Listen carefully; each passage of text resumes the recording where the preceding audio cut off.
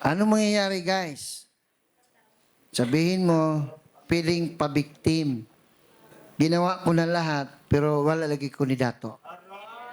Paano mo ipaplastar negosyo mo? Sige daw, Ben. Yan yung audit. Para makita mo. Kung may kita man negosyo mo, may kita ka man. Unang buwan mo, kumita ka ng 70,000. Pangalawang buwan mo, kumita ka ng 100,000. Pangatlong buwan mo, kumita ka ng 65,000. Pero ang problema sa'yo, malaki gumastos. Akala mo kasi, malaki kinita mo. Hindi mo tinitingnan. Hindi ka aware.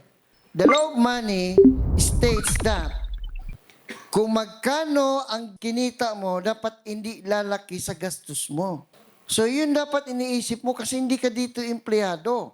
Negosyante ka. So importante na dapat yung gastos mo malilimitahan sa kinita mo. Otherwise, hindi ka maging excited niyan na magtrabaho. Kung sinave mo yung sobra sa kita mo, sigurado, may invest mo na sa ibang opisina yon. That is why you have the money who will works for you. Diba? Nakasave ka na, yung saving mo, in-invest mo. Yun ngayon yung kumikita para sa iyo. Just?